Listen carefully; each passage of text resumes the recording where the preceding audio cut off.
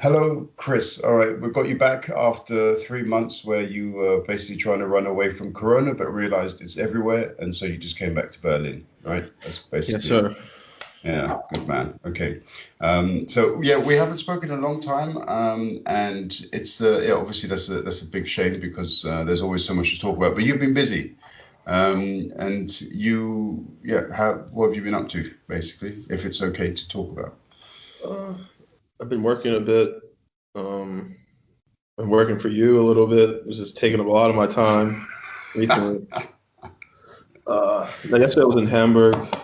We have like a new menu coming out, and they need some new equipment ordered, and I was there like helping them get ready for next week before we shut down for this Easter holiday, which is seems a bit ridiculous that everything's closed for 4 days. Plus, already the lockdown that's going on.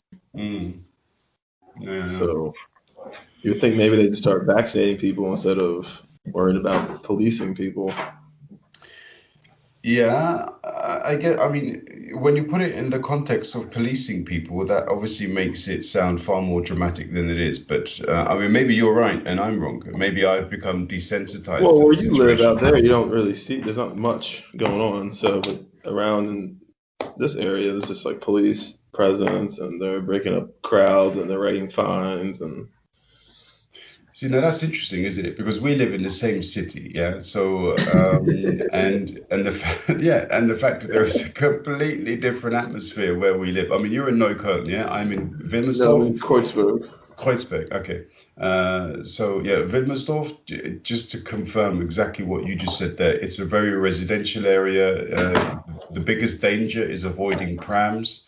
And so therefore, there isn't too much by way of adventure, shall we say, at least not on the surface. But obviously, Kreuzberg, Neukölln, Friedrichshain, these are areas which you really say that there's a lot of Berlin character. There's a lot of multicultural elements within these areas, and so obviously there's lots of bars which draw people. None of these bars are open at the moment, but there's a lot of movement in the streets. So the police are really active over there, are they?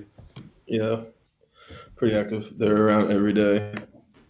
Would you say though that it's indiscriminate, as in they're breaking up any groups, or do you sense that, for example, they perhaps levit or gravitating towards, as opposed to levitating, gravitating towards ethnic minorities, or do you not sense that at all? Not that. I think they're just gravitating towards like these popular areas where there's more young people who are just not really following the rules, I guess, as they see it. Mm. Okay, so there is active policing. Yeah, I mean Berlin is so big. It's very hard. You're right though. I'm in a complete bubble, and my only access to the realities that you will perhaps see on a daily basis are through television and media. So I mean that's a bit unfortunate. What one thing I read this morning was that you see France passed a law that says like women under 18 cannot wear the hijab anymore. In France is an interesting study, I think, in democracy because the French are obviously a very proud nation. So yeah, they would push patriotism very much close to the border of nationalism. And there's always a sort of negative connotation with the term nationalism. Now, the French were the first, I think, to ban wearing the hijab or the burqa in public areas anyway. So, if as a Muslim woman, if you walk around in public, you have to show your face. I believe at least in certain areas. So in schools, for example, I think that they banned it. So that's quite a controversial step. And then I'm not sure if it's accurate to say that also what one or two other European nations also took this step thereafter.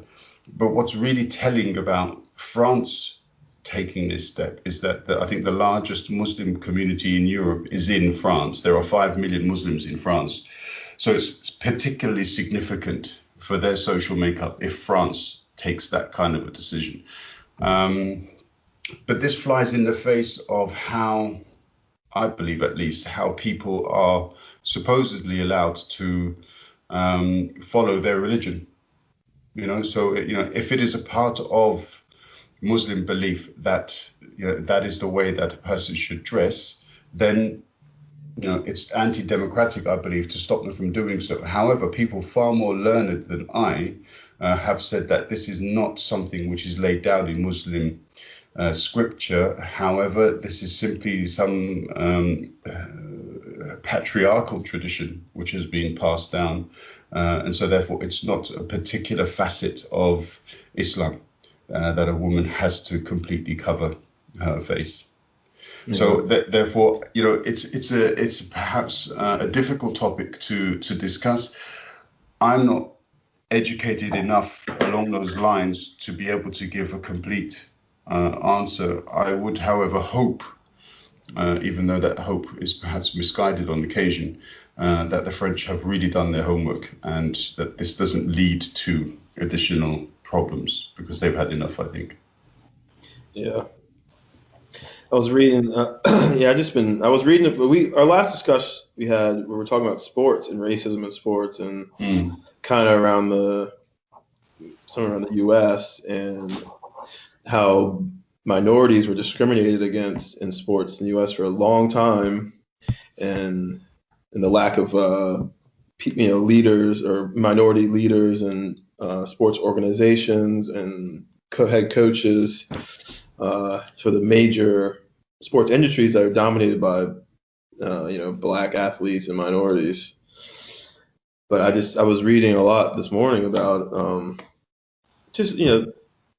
some of the first players that were drafted were in like the 60s to pro teams, and some teams would trade them away because they were black. And one story that was really, I always knew growing up that my dad would always tell me, is the story of Coach Don Haskins at University of Texas, El Paso.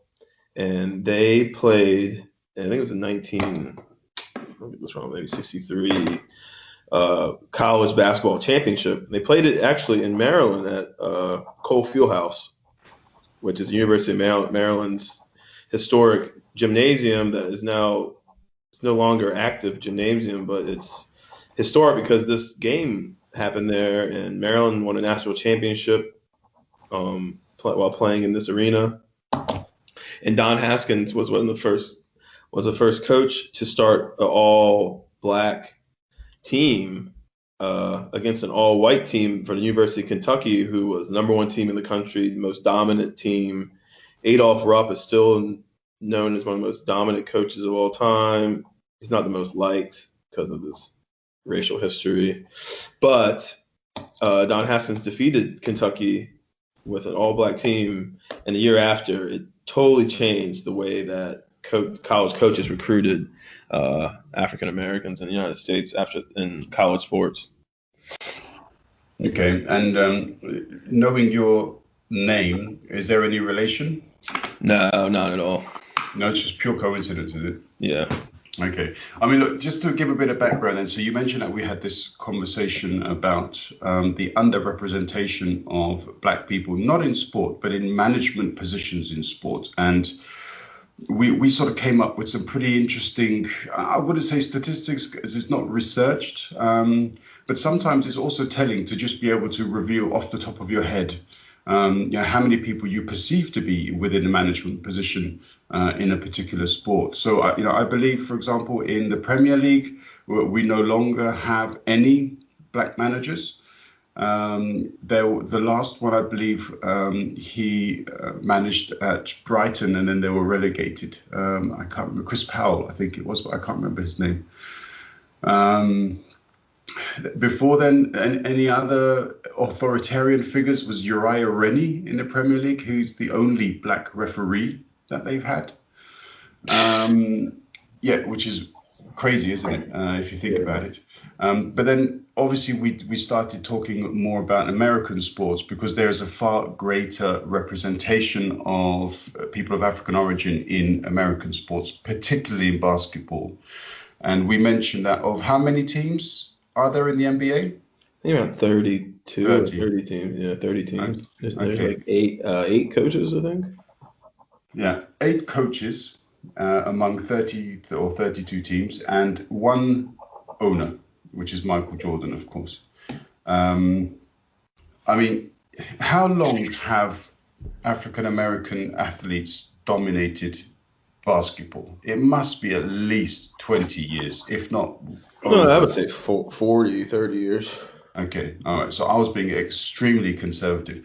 Are we really saying that in 30 or 40 years of that level of domination of a sport, only 8 are qualified to be top or head coaches? That cannot be the case, can it? Mm, It's terrible. I mean, because people say, yeah, but maybe they don't have to all have been ex-players and so on. Look at Jose Mourinho or Arsene Wenger, or Jurgen Klopp. None of these people were particularly great, professional footballers in and of themselves. But the vast majority of coaches were ex-players at some point. And that's pretty much the same in the NBA, isn't it? And most of the top coaches were former players, right? I would say 80%, 75% of the time, yeah.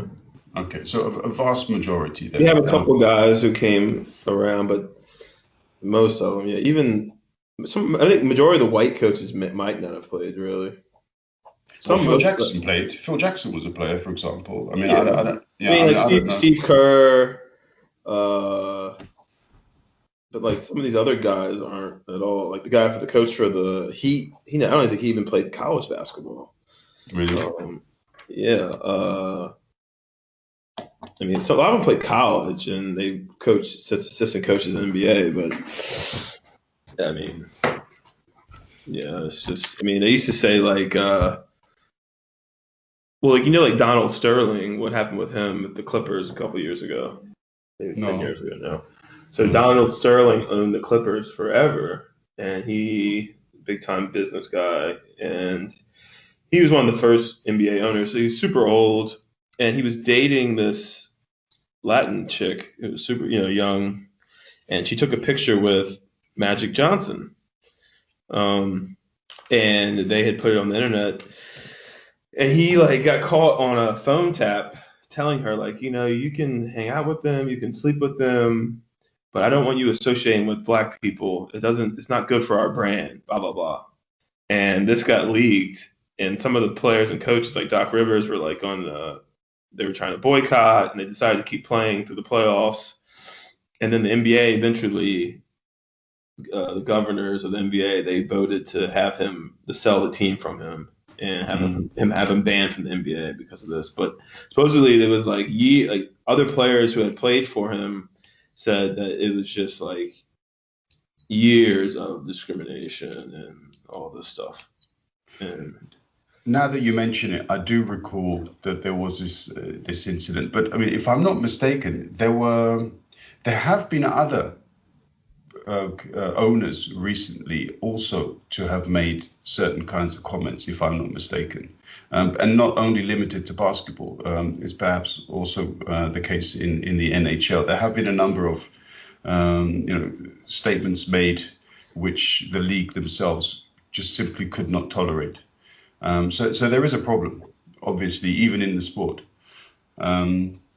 What's the case with Colin Kaepernick? Because, and I know I've mispronounced that name, but I mean, for example, he was completely exonerated as to his behavior. The league, I believe, apologized, and they officially made an announcement of their apology. Every Premier League and England game, which has taken place over the last year or so, they take the knee. Obviously, that's inspired by Mr. Kaepernick. What's his situation at the moment? He's not involved directly in the sport, is he? He's just a commentator. no, he's just a social activist, I would call him now. He kind of got blackballed by the NFL and the owners. When he left, he was one of the top players in the league. Or he wasn't top, but he didn't the Super Bowl, but he was definitely a top 5 quarterback. He tried to make a comeback a couple of years ago, but no team to pick him up. So his lawyers kind of they sued the NFL and got a buyout from him. I think it was like $50 million for just being discriminated and blackballed and not being able to play anymore. And then he signed like a huge deal with Nike to be like a global ambassador for them. Okay. And racial injustice. So that's just what he's doing now. He tried to, he said he still wants to play, but what can you do when that happens to you, Yeah. I mean, clearly his actions have since led to, it's a symbol, isn't it? And he is symbolic of people simply saying, this is not enough. And, he paid the price, but, people can see therefore that, if you are brave enough and, you do pay that price, you can still be respected by the greater public. I believe he is. I mean, I don't know, enough about American football to be able to make any, sort of like these wide sweeping statements, but he seems to be quite respected in society. Yeah. Yeah, he is. I mean, not. It's pretty 50-50. Most white people don't like him in the U.S. and they think he's a disgrace, blah blah blah, and they don't understand why he's kneeling. But the other people are like, oh, I mean, I get why he's kneeling, but I don't understand like why is this just. I get why he's upset, but I don't think it's kneeling is right. Disrespecting the troops. But the guy who actually told him to kneel was a former guy who was in Iraq, who was a football player, white guy, who told him to take a knee to show that because they were like friends, and then he was like talking to him like, how can I make an impact and show that there's an issue going on. He was like, take a knee. It's like you're taking a knee. It's like when someone gets hurt and like when you're playing sports, you take a knee, But why do they associate it with insulting the troops? I mean, the USA. They're doing it during the national anthem, so it's supposed to dignify like our fighting for freedom and people who have lost their lives for our freedom, blah blah blah. But half people don't even really care about. But that's a bit of a stretch, isn't it? I mean, I'm not saying that that's what you think, but as in, as far as I'm concerned, no country is only represented by its armed forces. I mean, if that's the case, then that country is purely a militaristic entity. So the national anthem of the USA is supposed to represent certain political ideals, not their military. And I believe by taking a knee, what that person was suggesting was, at the moment, this country's government is not living up to the principles that this anthem represents. And I can only imagine that's what was meant by that particular move or gesture. And I would imagine that introducing the troops into this discourse is simply an attempt to make it a more emotional rather than political issue. Because by saying, look, these guys are fighting for our democracy. Have you just hit a bass drum? Or was that a big bassy car drive past? Yeah, it's super loud room. Okay. But basically what they're saying is that, look, this guy's attacking our troops. And obviously the troops are an emotional body of people because they pursue sort of defense or democracy principles either at home or abroad. So therefore, they're a protected target. These kids are essentially a weapon that you point in a certain direction and say, go and sacrifice yourselves. So therefore, I can understand why people would not want them to be criticized. But that's not what he was criticizing, because even though you'd probably say that most generals. Yeah, he was kneeling for police brutality. Absolutely. And that's got nothing to do with the armed forces. No. So, but that's what they're saying. But it's not the right way to represent it. It's not the right way to do it. Blah, blah, all this crap. Yeah, no, I'm with you. I mean, I guess we should probably at some point have somebody come on who's a bit of a nationalist, and maybe they can try to explain it to us. Because I'd like to understand, not because there's a chance of my opinion being changed. I'd like to say that I'm an open-minded guy, but I'd like to understand it better. But nobody's been able to explain it to me. One other question for you though, Chris. And I've talked a lot more today than I normally do, but why is the national anthem played before every event in the USA? That's a good question. A lot of people question it, and actually, the NBA isn't gonna do it anymore. I Really? think. Yeah, I think they decided not to do it anymore. Um, I'm not sure though. I think like Dallas Mavericks owner Mark Cuban decided he didn't want to play it anymore, but since something came out after that, but it really doesn't make any sense. I don't know. It's just something they've done for a long time, and I mean, would you it perhaps? doesn't make any sense. You don't do it before concerts. You don't do it before um, movies. You know, so I Yeah, don't know I why mean, they do it. They do it I before mean, sport, I mean, we know and when especially like when you have a sport. But why do they do it in the World Cup? You know? national teams. That's fair enough. Right. Yeah, but Yeah. why? Yeah, exactly. So if you're playing in the same country, but like in the NFL, they do like, I mean, in NHL, they do like the Canadian one as well. Okay. But Not yeah, too but often though. Only when a no, they Canadian do team it every plays. game. No, they do it every game just because there's Canadian teams represented in the league. But I mean, if the team doesn't represent the nation, so I mean, the Chicago Bulls, they don't represent America, they represent Chicago, yeah, for example. Manchester United represents Manchester, it doesn't represent England. So therefore, why would nobody would want to listen to the national anthem played, at a Manchester or North London derby, or if Notts County plays, I don't know, Colchester, then nobody wants to listen to the national anthem there. So I don't see why in the USA it has to be played at every game. So yeah, if the NBA decides to stop that as of next season, maybe other sports will follow. I hope so because it just doesn't make any sense. But I don't know. But maybe, and also maybe it takes away from this opportunity. But I saw some of the Premier League players stop kneeling because they said it's not changing anything. Yeah, um, do you know what it does do? However, it makes you think about it.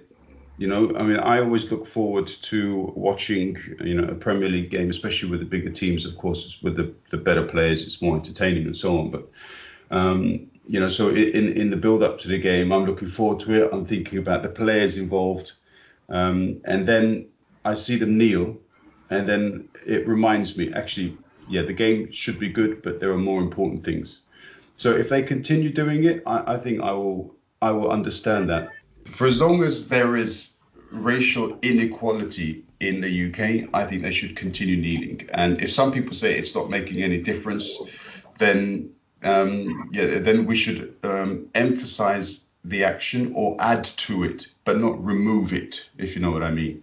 But recently there was some research released that had been commissioned by the government in the UK, and it was quite disheartening because it essentially tried to make out that there was no fundamental institutionalized racism in the police force. Did it specify? I'd have to go back and read through it again to the article again to be sure about that. But there are these problems continue to exist because a lot of the authorities remain in denial, don't they? Yeah, they do. Um, I mean, I just can't get my mind off this. And there's just only one representation of all these players. It's just Well, no, there isn't. I mean, Uriah Rennie retired a few years ago, so there is no black referee now. There's one female lines lady, if you can call her that. I don't know, but there is no diversity among the referees. They're all white men. The only diversity is that they come from different parts of England. Otherwise, that's it. And yeah, you don't see any authority figures in the game who are not white, essentially. yeah. Now, I think the closest we come to diversity is the Wolves manager, Yeah. uh, you know, but otherwise, nothing really, unfortunately. Yeah. It's pretty crazy, man. I'm still kind of trying to wrap my head around how people are letting the Premier League get away with this. But I guess in a country where it's just more controlled, they control it more than like the U.S. People would just have a fit. Mm. Yeah. But I mean, I think that there is, racism takes many different forms, doesn't it? And I mean, I often remember with great embarrassment, when you asked me to name my 5 top Premier League players, and I gave you my list, and you responded saying not one of them is black. Yeah. And I think to myself, and I'm like, shit, man. Yeah, that's Yeah, absolutely it's right. Yeah, that's terrible. absolutely, it's absolutely terrible because I'm not racist And in any way. And yet it's just you would think, I didn't name one black player in my list of 5. and I Um, don't know, like I don't know how many black players are trying to be coaches. mm. Yeah, Um, this is a tough one. I mean, look, even in France, I think Thierry Henry became a head coach. He was terrible, so he didn't last very long. I can't, for the life of me, think of any top black coaches in any of the European leagues. As in, I don't believe there's one in Germany. I don't believe there's one in Spain. There isn't one in England, and there isn't one in Italy. I don't know about France, um, but France, I think, has one. yeah. I do think of that because I was watching some game and they had this guy who was pretty. He was like maybe in his 30s, Okay. or like late 30s. He had played around, but yeah, that is just unbelievable, in my opinion. Mm. Yeah. Mind blowing. You've got to think that in the top 5 leagues there are at least, there's at least 90 to 100 teams in those top 5 leagues, and to only have 2 or 3 coaches who are black, and all of those are in France. I think that's extremely embarrassing. Yeah, terrible. Yeah, but I mean, also before you asked me about radicalization because I put it in this. That was one of the elements of racism, right? This is one of the sources of racism that I had alluded to. Is that correct? Yeah. Yeah. Okay. So what I wanted to talk about with that is there are obviously different kinds of radicalization, and you can also put into that where people are essentially brainwashed. And normally people are brainwashed when they are susceptible to brainwashing. Now, in some countries, you would say that their entire educational platform is brainwashing.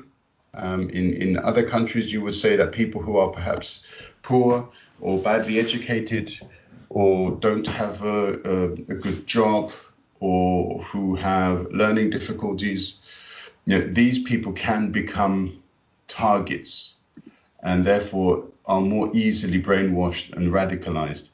And it's that process of radicalization that can make people start to believe in racist ideology. Even if they hadn't begun or hadn't been racist before, they are taken advantage of. And this is why I added that into the potential sources. Obviously, there are many, many different reasons why somebody may start to exhibit racist behavior. But this is one of the potential reasons behind it. It's that their life's circumstances are such that they have then followed others into a path of racism. Yeah. Huh. I mean, we see it all the time. When you see demonstrations about people, about immigrants and immigration, there is no real as legitimate reason to exclude people from coming to a country.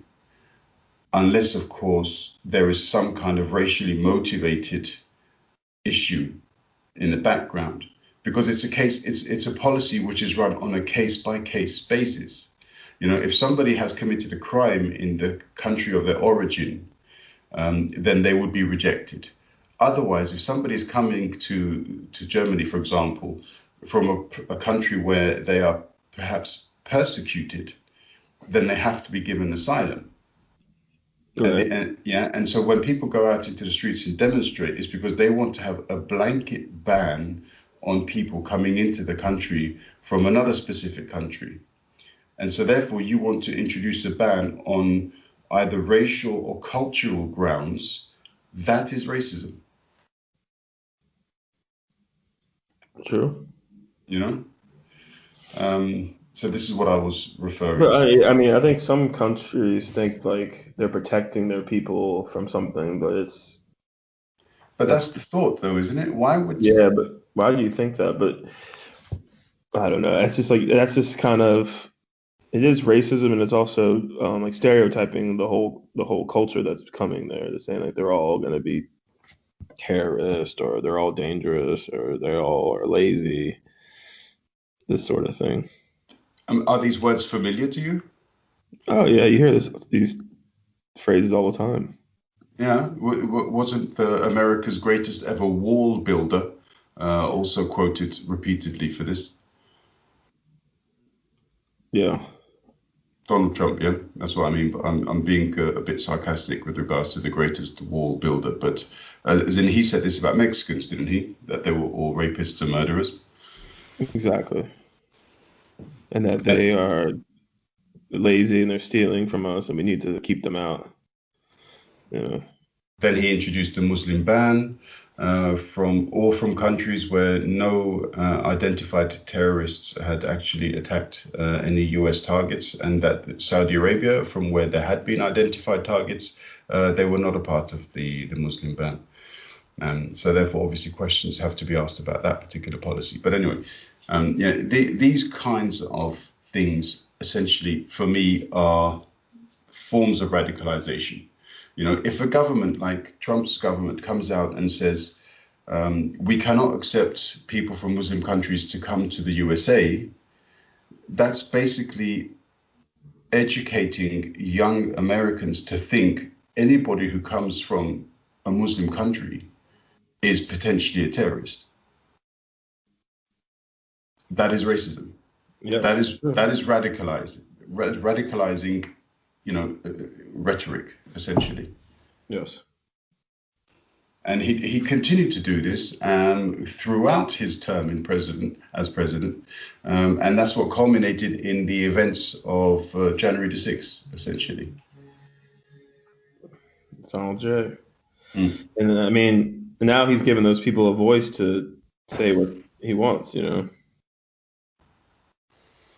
I mean, And what's the now you got that's situation? kind of why you have this situation with these like shootings and the Asian discrimination because he, started with this, making sure it's okay, you know. Mm. So, what is the situation now in the USA? Okay, because everybody, people know. Okay, everybody's a bit crazy thing to say, but people know that you cannot simply change the entire cultural status of a country within a certain number of months. So therefore, America didn't become racist 4 months after No, Trump he replaced. just ignited these thoughts and made it okay to say it publicly, and he's like a leader behind it. That's the issue.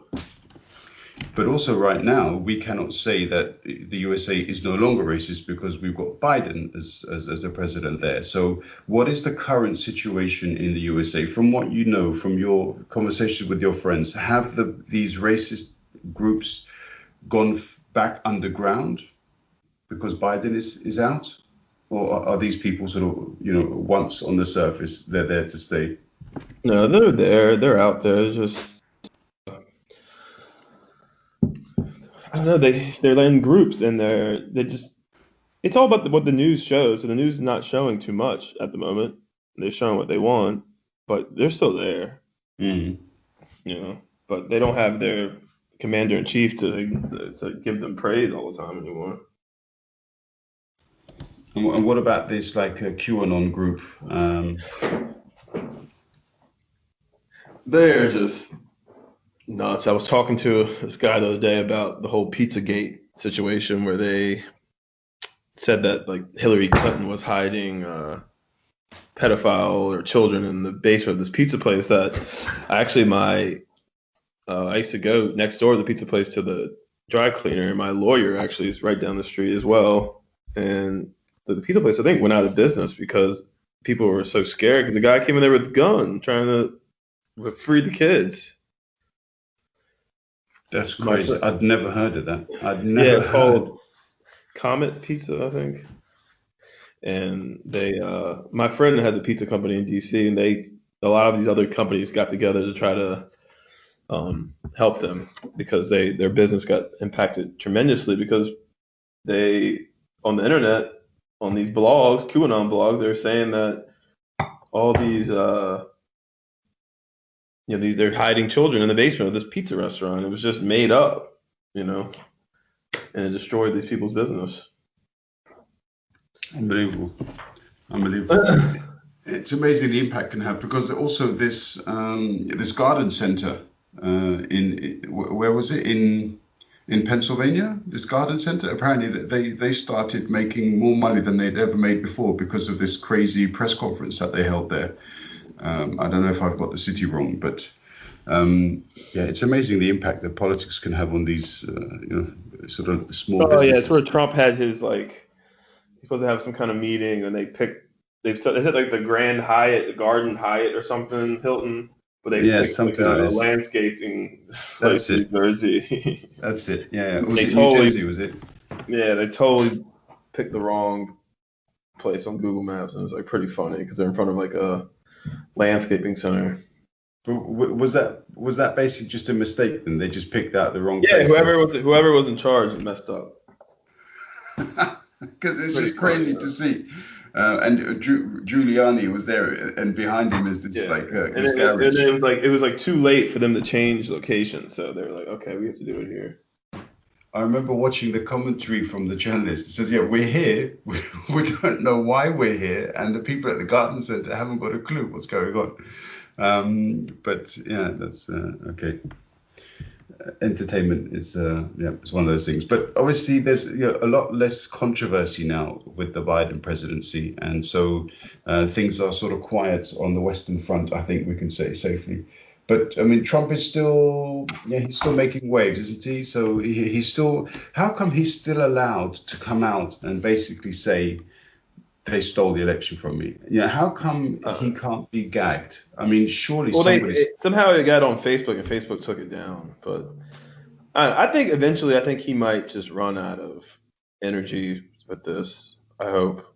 I don't think he'll continue to make these comments and stuff all the time, Because last week he gave a speech at somebody's wedding, and apparently he spent the first 10 minutes talking about corruption, Biden, and that they stole the election. I mean that's not the kind of speech you give at a wedding, surely. Yeah, I don't know what's going on with Joe either, but okay. He broke his foot. He's falling down the stairs of Air Force One. Yeah, I mean, how old is he? 79? 78? Okay, yeah, between 77 and 79. I mean, surely, normal. I mean, I'm not ageist or anything, but I mean, to do that job. I mean, look at Obama. When Obama was president for the first time, you could have said he just retired from the NBA, right? By the time he left, he could have been Pope. Yeah, he looked like he's so gray and stuff. I mean, I can only imagine it's a crazy job, and surely Biden, having been vice president for 8 years, knows exactly what it involved. So, I mean, that's a hell of a decision to take. I really can't see, you know, what he wants to Is he the achieve. oldest leader in the world? Isn't he older than the Pope? I guess. He must be the only world leader in the history of the world to be older than the Pope. I don't know if there's a statistic for that somewhere, but I don't Yeah, think because this Pope anybody. isn't too old. This Pope's probably what, 15 years in, something. Yeah, he also spends a lot of time in Vatican City, and I don't think he moves around half as much as President Biden will have to. Oh Um, yeah, I don't. But I think Biden, as soon as he gets on that airplane, he just goes to sleep. Mate, he should try sleeping before he gets on the airplane, judging by his recent performances. But okay, Pope. Pope Francis. I just want to see how old he is. Oh no, sorry, he's 84. Okay, so he's just a few years older than Joe Biden. Okay. Oh well, that would have been a great line. We would have been the first to have recognized that fact, but it wasn't even a fact. So therefore, I'll just leave it. I'm not going to edit it. I don't mind looking like a fool. Um, yeah, I don't know. I mean, how long do you think it's going to take before he resigns and leaves Kamala Harris to take over? Oh, this is it after this year. I mean, heaven forbid. I hope nothing. He doesn't have like any medical issues in the next year or two. Um, but I mean, I guarantee he gets his blood pressure and his heart checked every morning. Mate, if I had that job, I'd do that too. Yeah, and I'm a lot Yeah, younger than he is. he probably sleeps with IVs in, Man, just to make sure yeah. he. But it's not like Trump was, that much younger. I mean, Trump's also Two what, years, yeah, 76. 76. Yeah, exactly. I mean, there must be. I mean, I know it's not in the Constitution, but they must start to think about putting in an age limit to becoming president. I thought there was there's a age limit for how young you can be. Okay, but not how old. Yeah, because Kennedy, I think 36 is the youngest. Yeah, that's crazy though. Surely. It's a little too Um, young, don't you think? no, why? William Pitt the younger was about 24, 25, I think, when he became prime minister Of who? of the UK. Pitt the Really? younger. Yeah. He was prime minister. He was in and out a couple of times actually of the job. And when he left, he was convinced to come back again a few years later. And they were turbulent times as well. I think early 19th century. So Well, here's what I'm just to wrap this conversation up. yeah, I think the U.S. is maybe a little bit further ahead with this discrimination thing, even though it's more public, it's more in the media. But I think England has a long way to go with this whole Premier League situation. Um, I just still don't understand these numbers, especially how global the sport is and how many, players from South America and Africa are playing in the Premier League that they aren't represented at all. mm. Um, that's a huge issue for me.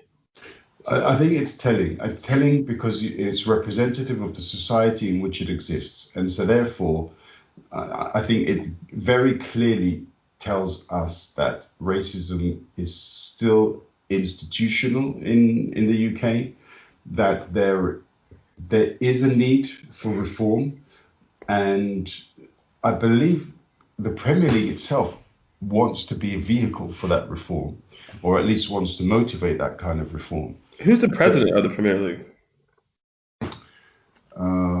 I think it was Scudamore, but I don't know who it is. If I don't know if he left. I don't know actually.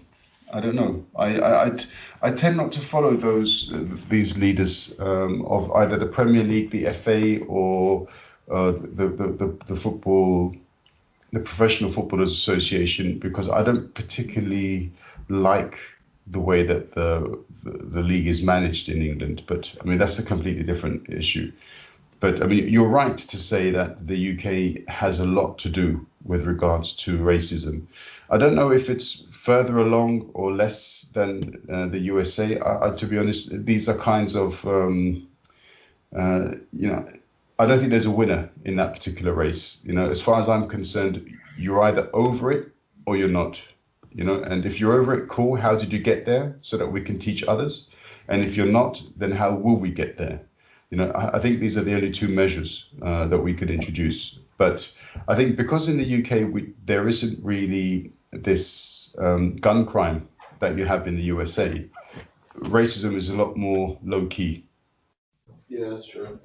And I think if the UK also had the same level of access to guns that you have in the USA, it would probably be just the same. It would be just as violent, it would be just as horrific, and we'd be talking, about a lot more deaths than we have done over the last few years in the UK. Yeah.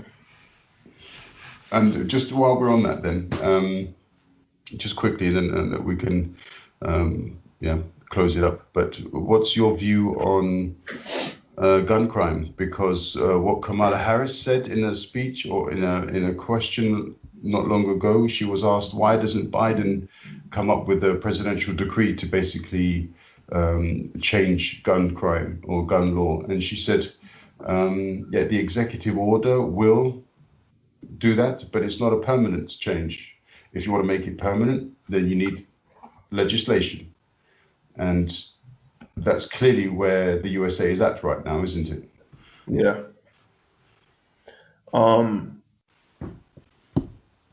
Yeah, I mean, I don't know. It's really difficult to understand.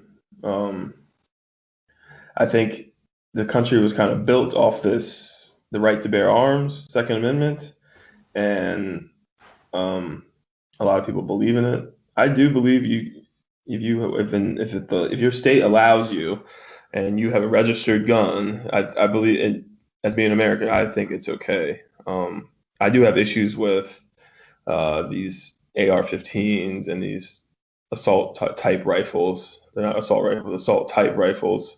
I don't think they're necessary. But if you want to have a pistol or a shotgun in your home and you get registered by the state legally, I think it should be permitted. Like, I think you should be able to do it. But this is such now the production of guns and the amount of guns that are produced and the gun shows that you can go in and just buy a gun without having a license in one state and then drive over to another state where they're illegal and then sell them on the black market is an issue. But it's not. It's just so hard to stop. I think the only thing they're gonna do is start regulating the production of the guns and which ones they are producing. But then you're gonna have a lot of those people are lobbying in the Republican Party for the NRA, and there's a lot of money in producing weapons. So then you have that's the main issue is stopping the lobbyists in the NRA. And I don't even think Joe Biden wants to get into that because he has his pocket in that stuff as well somewhere. They all do. Yeah, I'm sure they do. And I mean, recently in Germany, there was a law introduced with regards to lobbyists and the access of lobbyists and the influence that they have. And as a result of that, these cases started emerging where members of parliament had made money in commission for selling protective equipment under the pandemic or during the pandemic. So I can only imagine that nobody wants to touch these lobbyist groups in Washington because that's a serious can of worms. It probably goes back a long way too. So, I think that would be really difficult to change. To limit the influence of the lobbyists in Washington, you'd basically have to rebuild Washington, wouldn't you? Yeah, for sure. But that's not going to happen. No time soon anyway. No. Okay. So I think the best solution is to increase the sales, monitor the sales of the guns, and just people need to start because the guy in Colorado's his neighbor or his sister-in-law said she saw him playing with one of the guns he used in the shooting the week before, and I think people just need to be more aware and when they see this type of stuff, they have to say something, and that can slow down a lot of it, but it's not going to stop all of it. But maybe you'll save some lives, but you're not going to solve the U.S. gun problem. No, absolutely not. That's very much a part of the problem, especially for Democrats at the moment. How do you extricate yourself from a marriage to the provision of equipment like that into open society when it's so ingrained? It's very hard. Okay, all right, Chris. Let's have a quick chat after this, but thank you very much. Anyway, it's Good Friday and you're here and talking to me, so that's always a good sign. Yeah, thank you, man. Thanks for your insight. You got about 5 more minutes. Yeah. See you, bud. See ya.